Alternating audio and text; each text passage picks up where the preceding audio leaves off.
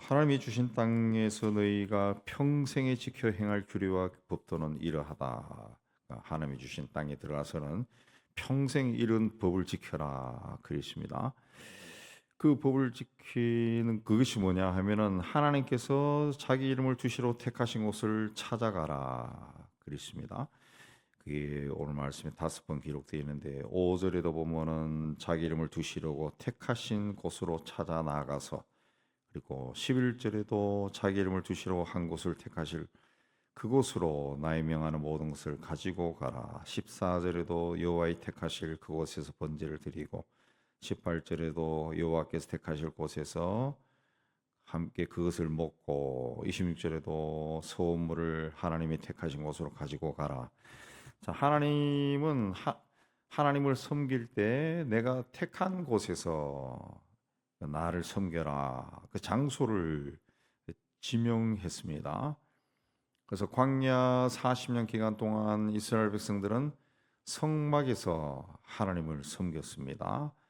가나안 땅에 들어간 후에는 세겜이라는 곳에서 하나님을 섬겼고, 사사기 시대에는 실로에서 하나님을 섬겼고, 또 사무엘 시대는 베델, 다윗 시대에는 예루살렘에서 하나님을 섬겼습니다.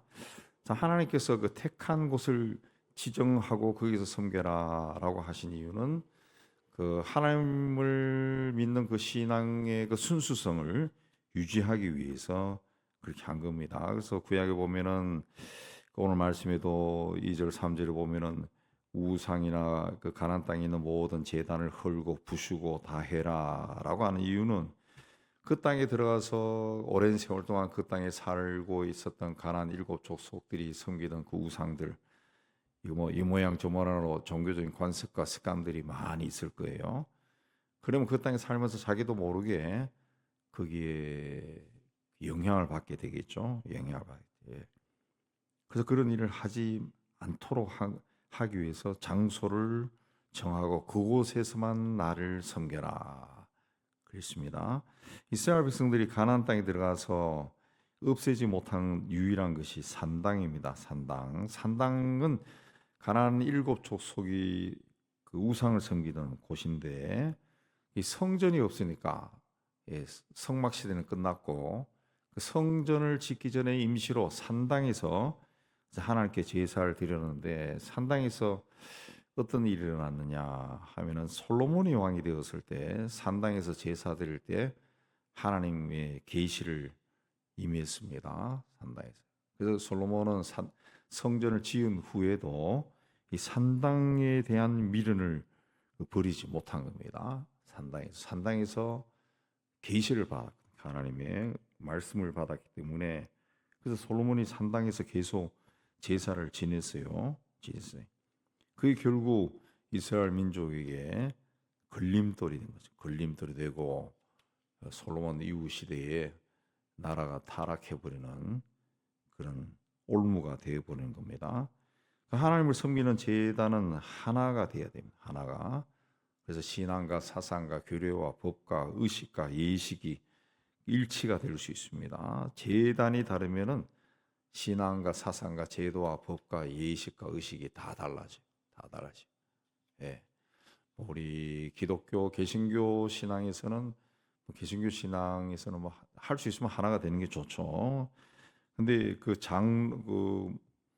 장로교나 감리교도 그 법이나 예식이나 이 성경 해석이 달라요. 조금씩 다릅니다. 같은 장로교 내에서도 장로교 우리 통합 측이나 또 합동 측이나 또 기장 측이 또 이 사고방식이나 의식이나 예식이 다릅니다.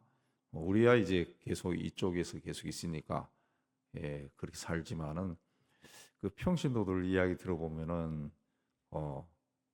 다른 교단 가서 예배 드리고 뭐 이렇게 생활하니까 이게 너무 다르다는 거예요. 이 분위기 느껴지는 그 분위기가 굉장히 다르다는 거예요. 제 후배들이나 이런 사람들이 이제 평신도로 이제 자기가 이사 가서 자기 다 사는 동네에 그런 교회가 있어서 다니는데 너무 안 맞는 것 같다.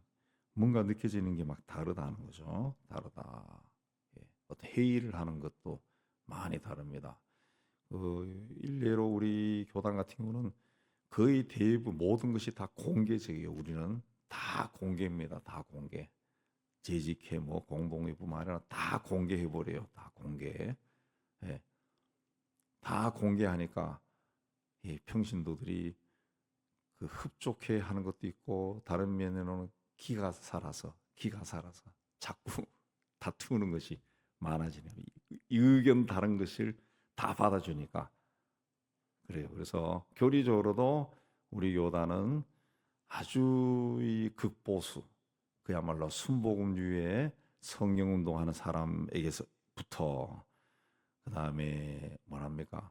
그 운동권 쪽에 속하는 기장 쪽, 그 아주 진보적인 그룹까지 다 있어요. 다 있어요. 그렇게 한다 해서 뭐 그걸 막 뭐라고 막 정죄하고 그런 건 안 합니다. 심지어 그러니까 그 땅준이 하면은 동성애 옹호론자까지 있다고. 예. 그래도 그걸 이제 총회에서는 잘못됐다 그렇게 이야기하지만은 그리 하는 사람을 막 재판을 열어가지고 정죄하고 출교하고 이런 일은 안 합니다. 안 합니다. 예, 안 한다. 그러나 다른 장로교 교단에서는 그걸 합니다. 하고 막 이제 막 그야말로 끝장내 버려요. 그장 그 다르다. 뭐 그렇다 해서 우리 교단이 자랑스럽다 그런 건 아니고 그게 다르다는 거예요. 다르다. 아주 미세하게 다르다라는 거예요. 예. 그래서 우리 교단에 있던 얼마 전만 후배도 그 계속 우리 통합식에서 어렸을 때부터 성장하고 그랬는데 그때 이사 가서 살다 보니까 그쪽에 있는 그 합동 측에 나갔는데 많이 다르더라. 굉장히 다르다. 분위기가 다르다. 예. 이게 합동 측 다닐 분도 있겠지만은 회의 같은 거를 안 하더라는 거지. 예. 그냥 일방적으로 막 발표하는데 거기에 대해서 별로 사람들이 또 이의 제기도 안 하고 다르다는 거예요. 다르다. 예. 자꾸 달라지면은 하나님을 믿는 그 신앙도 이래 왔다 갔다 해버립니다. 그래서 어쨌든 같은 신앙 안에서는 그 추구하는 것은 똑같으니까 하나님을 믿으니까 예. 예. 할 수 있으면은 같이 가는 것이 좋다라는 겁니다. 그 하나님을 섬길 때 하나님이 택한 장소에서 섬겨라라고 하는 것은 그 크게 보면은 하나님을 믿는 사람들, 하나님의 이름을 부르는 사람들이 하나님 안에서 하나가 되라 그런 뜻입니다. 하나가 되라. 예. 그러니까 하나님의 이름을 부르는 사람들은 한 공동체, 하나님 나라의 백성이라는 거죠. 하나님 나라의 백성. 적어도 우상을 섬기지 아니하고 하나님의 이름을 부르는 사람들은 그 하나가 되어야 된다. 그래서 예수님이 우리에게 그 가르쳐 준 기도에도 보면은 하늘에 계신 우리 아버지 그렇게 되어 있습니다. 우리입니다. 우리 모든 사람이 하나다, 우리다 그 이해하죠. 그 다음에는 그 하나님을 그 같은 마음으로 충성하라라는 거죠. 6절에 보면은 그 모든 처음 난 것들에 하나님께 바치고 또 11조를 바쳐라 그랬습니다. 예, 똑같이 하라는 거죠. 같이 하라. 또 7절에 보면은 하나님 앞에서 하나님이 주신 그 복으로 말미암아 함께 즐거워하라. 너희와 너희 가족이 함께 즐거워하라. 그래서 이스라엘 백성들은 그 절기를 지킵니다. 많은 절기를 지킵니다. 유월절, 초실절, 칠칠절, 나팔절, 대속제일, 부림절, 초막절, 수장절 이런 많은 절기를 지키죠. 예, 그런 절기를 지킬 때마다 짐승을 잡아서 하나님께 바치고 예, 그 제물을 하목제 같은 경우는 그 제물을 그 자리에 있는 백성들이 함께 나눠 먹었죠. 그래서 그 절기는 잔치 날입니다. 잔치 축제가 된 겁니다. 축제가 돼. 굉장히 오래된 전통이 이제 현대까지 남아서 계속 내려오면서 이제 페스티벌이라는 한 형태로 남아 있는 거죠. 페스티벌도 원래 교회에서 하던 그 축제입니다. 축제. 그 현대사에서는 다양한 방법으로 변질되어 있는 거죠. 이 잔치.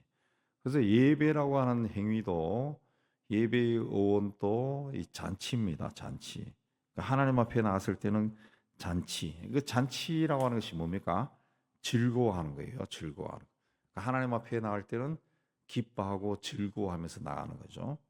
그래서 노래가 있는 거고 춤이 있는 거고 예, 예, 그 말씀이 있는 거죠. 노래로 찬양하고 그게 이제 쭉 내려오면서 오늘날의 어떤 예배 형식 속에 찬양이 들어가고 그런 게 들어간 겁니다. 그래서 그 성령 집회하는 데 가니까 미국에 성령 집회하는 데 제가 10여 년 전에 가니까 그때 거기는 예배 시간에 춤을 추더구만. 앞쪽에서 사람들이 성령에 감동받은 사람들이 나와서 그냥 앞에서 춤을 추더라. 그냥 그 우리나라처럼 어깨춤 추는 게 아니라 잘 춰요. 정말 무용수들이 추는 것처럼 잘 추더라고요. 보면서도 굉장히 우아하다라고 할 정도로 아름답다라고 하는 정도로 춤을 추더라. 예. 막 기도할 때도 나와서 춤추고 찬양할 때도 막 춤을 추는데 춤을 잘 추더라고요. 저 진짜 무용수인지 아닌지 모르겠는데 근데 춤을 추는 사람들이 많더라고. 예. 그냥 뭐 우리처럼 팔 흔들고 그런 춤이 아니라 그 무용수들이 추는 것 같이 추더라고요. 발레하는 것처럼 아주 그 춤을 춰요. 그 예배가 그 잔치라는 거죠. 잔치, 기쁨을 표현하는 거죠. 그리고 그 함께 즐거워하라는 말씀 계속 나옵니다. 계속 나오고 16절에 가면은 피를 먹지 말라 그게 또 나옵니다. 피는 먹지 말라. 피는 먹지 말라. 그 이스라엘 백성들은 짐승을 잡을 때 자기들이 잡지 않습니다. 반드시 그 제물로 바칠 짐승은 그 제사장이나 레위 사람들이 가져가요. 이 성막이나 성전에 가져갔다는. 그러면은 레위 사람들이 짐승을 잡은 겁니다. 소위 이제 백정 노릇을 한 거죠. 짐승을 레위 사람들이 다 받아가지고 처리했는데 왜 이스라엘 백성들이 자기들 집에서 잡지 않고 그 성전에 가져갔냐? 그 피를 처리하는 문제 때문에 그렇습니다. 율법에 그 율법에 보면은 하나님께 제사를 드릴 때 그 제사 종류에 따라 가지고 짐승의 피를 제단 사면에 뿌리기도 하고 뿔에 바르기도 하고 번제단 밑에 쏟기도 하고 또 휘장에 뿌리기도 하고 속죄소 위와 옆에 뿌리기도 하고 그렇습니다. 뿌리고 바르고 땅에다 쏟아붓고 굉장히 다양한 방법으로 피를 처리했어요. 피를 처리했어요. 예. 그래서 이 피 처리 때문에 함부로 짐승을 못 잡고 반드시 성전에 가져와서 제사장이나 레위 사람들이 잡고 그래서 그 제물을 바치고 일부는 제사장들이나 레위 사람 가져가고 또 나머지는 바친 사람이 가져가서 이제 고기를 먹는데 그래서 오늘 말씀에 고기 먹는 이야기가 많이 나오는데 그 피를 먹지 말라고 하는 것은 홍수 후에 노아에게도 말씀했습니다. 고기를 먹되 생명이 되는 피를 먹지 말라 그랬습니다. 왜 피를 먹지 말라 했는가 하면 육체의 생명이 피에 있다라는 겁니다. 그 사람이 죽는 것은 죄 때문에 죽는 겁니다. 죄의 값이 사망이에요. 그러니까 죄로 인해서 우리가 죽는 겁니다. 아담이 에덴 동산에서 저지른 그 죄로 인해 가지고 쫓겨나잖아요. 그 이후에 아담의 후손인 인간은 죽게 돼 있어요. 그 죄로 인해 죽는 거예요. 죄로 인해 죽는 거. 근데 이 죄값을 치르면은 이제 사는 겁니다. 그 죄값을 어떻게 치르냐? 그 피죠. 피로 치른 겁니다. 왜? 피가 없으면은 죽어요. 그 피가 있어야 살아요. 그 피는 생명이 되는 겁니다. 피는 생명이.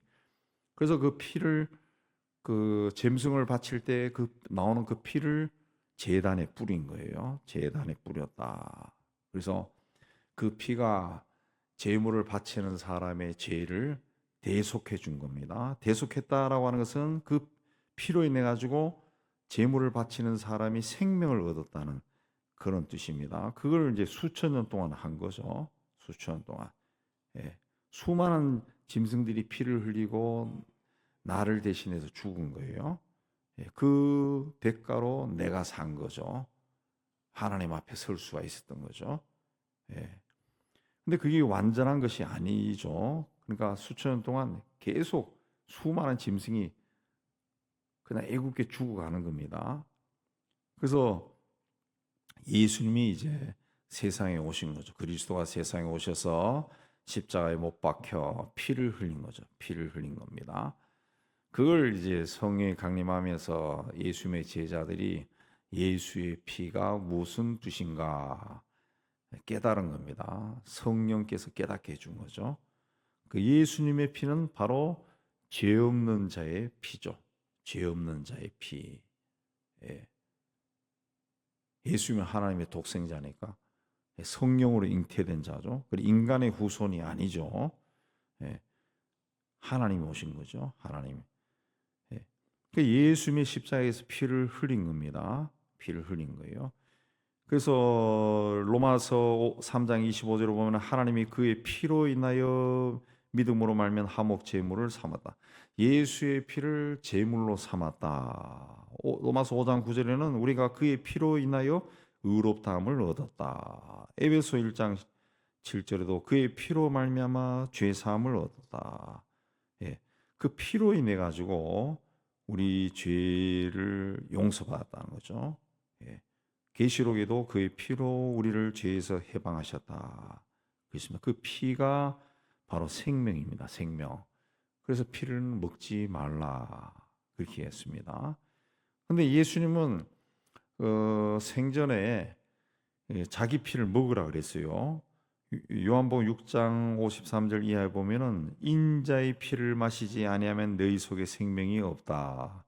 내 피를 마시는 자는 영생을 가졌고 마지막 날에 내가 그를 살리리니 내 피는 참된 음료다. 내 피를 마시는 자는 내 안에 거하고 이게 피를 마시라. 그래서 자기 피를 마셔라. 그랬습니다. 예수의 피를 마시는 자는 살고 피를 마시지 않으면 죽습니다. 예수의 피를 마시는 자는 영생을 얻는 겁니다. 영생. 그 예수의 피가 뭘 위하느냐? 십자가에서 흘린 피죠. 그 피가 이제 현대 예수님 이후로 지금까지 성찬입니다. 성찬의 잔이죠. 성찬의 잔. 그래서 그 성찬식이 굉장히 중요한데 이제 기독교가 이제 개신교가 이제 온 세계로 전파되면서 이 성찬을 하기가 힘들어진 거죠. 성찬을 그 현지에서 하는 것이 힘들어진 겁니다. 포도주도 없고 빵도 없고 그렇게 이제 하면서 이제 개신교 안에서 성찬 예식이 좀 소홀히 해지기 시작. 소홀히 해지. 사라지기 시작한 거예요. 사라지게 해서. 근데 그게 이제 다시 이제 한 20여 년 전부터 20, 30년 전부터 성찬이 개신교 안에도 많이 살아나서 많이 살아나기 시작했고 우리도 성찬을 비교적 자주 하는 편인데 그 성찬은 예배 때마다 하는 게 좋은데 그 우리나라 개신교인들도 그런 게 이제 교리적으로 훈련이 잘 안 돼 있어서 그 이제 설교 후에 성찬한다 그러면은 사람들이 우 나가버려요. 네. 예수의 피를 먹어야 되는데 예수의 피를 안 먹고 가버린다고. 그래서 우리 교회도 그런 현상이 많더라고. 그래서 우리는 이제 설교 전에 성찬을 하도록 해놓은데 원래는 설교 후에 해야 돼. 설교 후에 해야 되는데 말씀을 받고 성찬을 받아야죠. 설교 전에 하는데 예수님은 분명히 내 피를 마셔야 된다 그랬습니다. 그래서 성찬을 중요시 여겨요. 그래서 가톨릭이나 성공회나 정교회 같은 경우는 그 성찬을 굉장히 중요하게 여깁니다. 굉장히 중요해요. 이제 그 내 피를 마셔라 그 의미는 이제 십자가에서 피를 흘린 예수를 믿어라 그런 의미고 이제 현대 사회 속에서 이제 현대교회에서 빵과 포도주를 받는 이제 기념하는 거죠. 기억하는 겁니다. 야 예수께서 십자가에서 그렇게 일을 당하셨구나. 그걸 자꾸 새기는 거죠. 그게 이제 계속 주일마다 계속 하면은 이게 우리 속에 이제 새겨져요, 새겨져. 예, 한 번 하는 거하고 가끔 하는 거하고 매번 하는 거하고는 달라지는 거거든요. 그러면은 예수님의 십자가의 죽음이 더 점점점 내 안에 선명해지는 겁니다. 선명해지는. 그 이야기하고 내 마지막에 이 말씀이 얼마나 중요한가라는 것을 이제 결론을 내린 겁니다. 결론을 내린 겁니다. 이 내가 너희에게 명령한 이 모든 말을 너희는 지켜 행하고 그것에 가감하지 말라.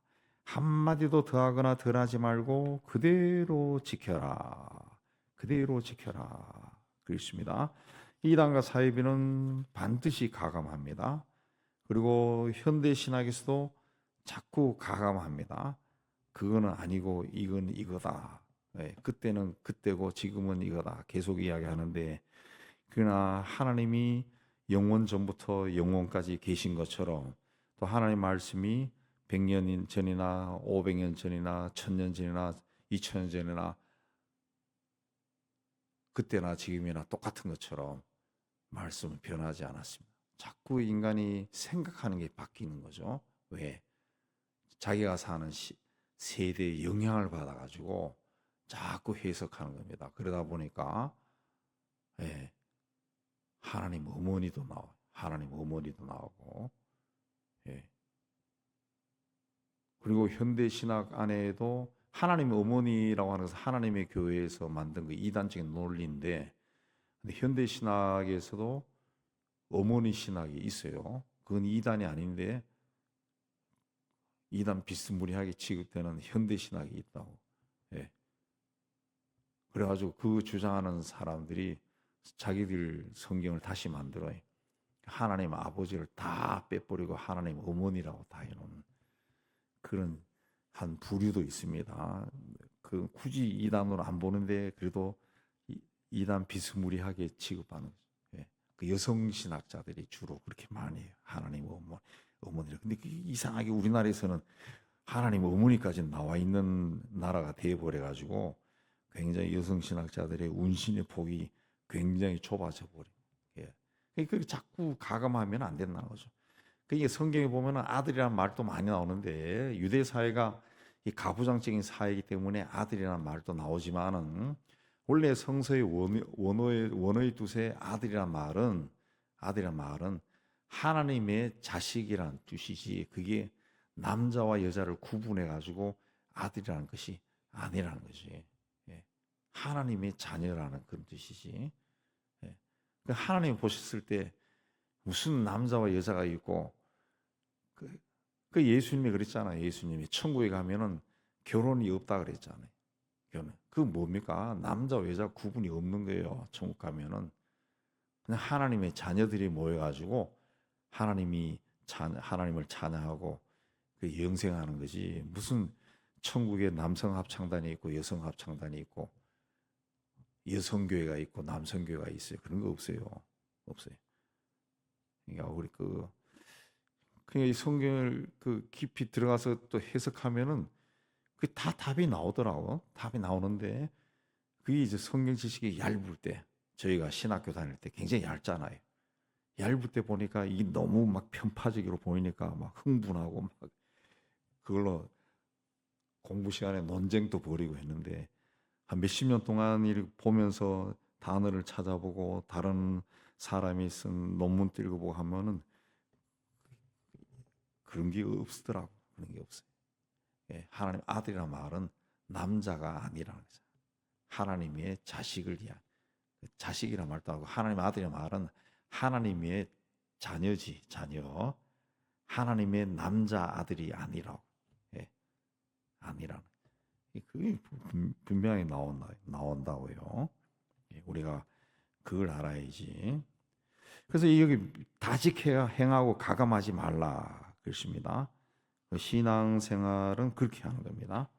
말씀을 그대로 믿고 따라가는 게 그게 순종하는 겁니다. 순종. 이 순종에서 하나님의 귀한 역사가 여러분 삶에서 날마다 일어나기를 주님의 이름으로 축복합니다.